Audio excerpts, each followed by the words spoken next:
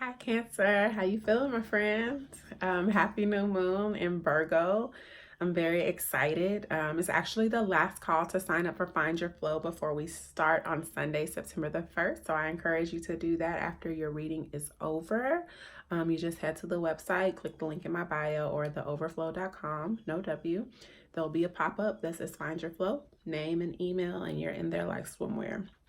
So let's get into this moon energy. Virgo season generally is about productivity. It's about excellence. It's about getting things in order. It's about strategy, execution, planning, really being in your bag, and just excellence, right? Setting a standard of excellence for your life. And that's the sun energy, that active, masculine, external manifestation of Virgo energy. But when we're talking about the moon, which we are ruled by, Cancer, in Virgo, we're tapping into that more sacred element of Virgo, which is purity, purification of the soul, understanding how holy our soul is, and really trusting our inner and divine wisdom to light the path for us. So those are the two aspects we're looking at today. Where in our life needs purifying? And when we are really listening to our soul, what path does that take us down? What does that illuminate for us? So what needs purifying? You got the young blade. And we are driven by our emotions a lot, and it affects our discernment. And where we're needing purification right now, Cancer, is in the control of our mind, so that when we have different flows and ebbs of emotions, we don't let our world fall apart because of it, because we have things to do. We have things we need to get done. Virgo season can really, really be beneficial to us to give us the structure that we don't like, but we need. But if we are driven by our emotions, that doesn't mean we need to disconnect from our emotions, but we can't let them rule our mind in this season. And the guidance that we have to not allow ourselves to do that is to really be careful how we talk to people, how we let people talk to us, the style of communication that we engage in. Do not let your mood drive your communication. Don't respond immediately. Give yourself space to process your emotion and then engage. If it's not a phone conversation or email where you can take that space, actually just say, hey, I don't really like where this conversation is heading, or I am not in the right space to deal with this right now. Give me a minute and I'll call you back. Or face to face, look, I love you, but right now I don't. And I don't want to say anything that's influenced by how I'm feeling in this moment. So I really want to revisit this later.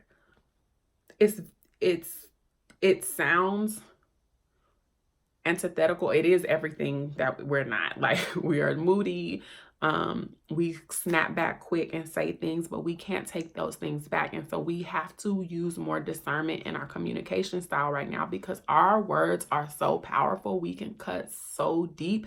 One, because we can feel and know and tap into what the other person is thinking or what they've experienced. And we might even know their pain points. But when you use that against somebody, it's manipulative and it's harmful.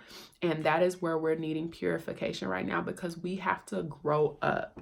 And that's in our personal relationships. And it can also hold us back in professional arenas. If we can't communicate clearly and effectively what it is that we're trying to do or represent, it makes us, it doesn't let us accomplish all of the things that we need to accomplish, because people like clarity.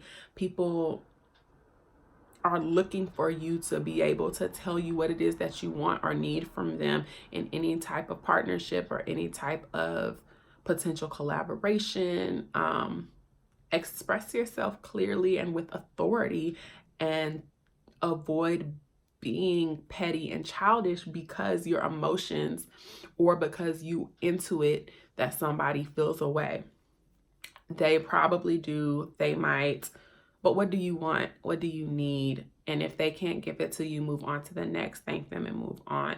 It doesn't have to be a whole thing. Okay? It's business, it's not personal. Now, when we listen to our soul and we let our inner wisdom guide us, what path is illuminated for us when we got Mama Blade and we got the Sun. And this is us graduating and growing up in this Virgo season into somebody who can effectively communicate their message, into someone that embodies authority and radiates grace and truth and power. This is the type of person that people want to work with. Someone they know has clarity of mind, someone that they know has good sense, that even though they are powerful beings, emotional beings that really have this inner wisdom, that are, this is our inner child, y'all. This is you honoring who you were put here to be, who you were sent here to be, embracing everything that has made you who you are up until this point, good, bad, and ugly, and then filtering that through the wisdom that you have of today and effectively expressing who you are now that you've grown up. That is where we're being led toward, Cancer, is a person who embodies dignity, integrity, knows their value, knows their worth. Mama Blade is boss. Like, this is the highest suit of blades in this deck. This is really emotional mastery that is being called for. We're being called to at this time. This is keeping promises that you made to yourself. This is soul promises, soul contracts. This is you fulfilling and walking in your purpose. The bottom of the deck right now, Cancer, we have Temperance in reverse, which really means that we've been out of balance with who we are and our nature. Oh, this is an angelic card. Temperance is typically like Sagittarius energy in the traditional deck, but this is really an image of Virgo, this angelic being, this insight into the soul. It almost looks like those spectacles into the soul, and then crowning yourself with this pure wisdom and this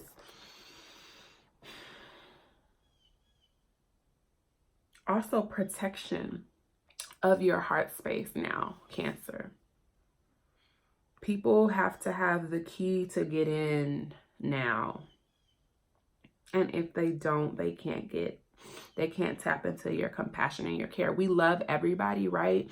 And we can love and we can serve, but that deep part of your soul, there has to be access to that now. And we're using our discernment in a much more powerful way than we have in the past.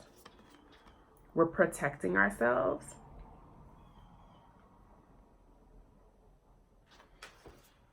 And that's going to bring us back into balance, because we can be a pure soul. We can be a caring soul. We can be really an angel, make people feel like they've been touched by an angel. But what drives us, that nature, that soul nature of what makes a Cancer who we are, has to be protected and guarded with our life. And that doesn't mean we aren't open to loving, but we do have to use better discernment now about who we trust. That's what this crown is. It is a crown of wisdom. Look, this is the first thing that I thought when I saw this card, but we have made a fool of ourselves by not trusting ourselves. Like, we have all of this power, all of this wisdom. Intuition is not just on a soul level. It is like you get these thoughts in your brain, claircognizance, like you know a thing. But when you don't listen to yourself, you make a fool out of yourself. And time is up, Cancer, for not trusting yourself the first time, for ignoring red flags in any situation in your life, okay? That is how we get our balance back. That's how we get on the right foot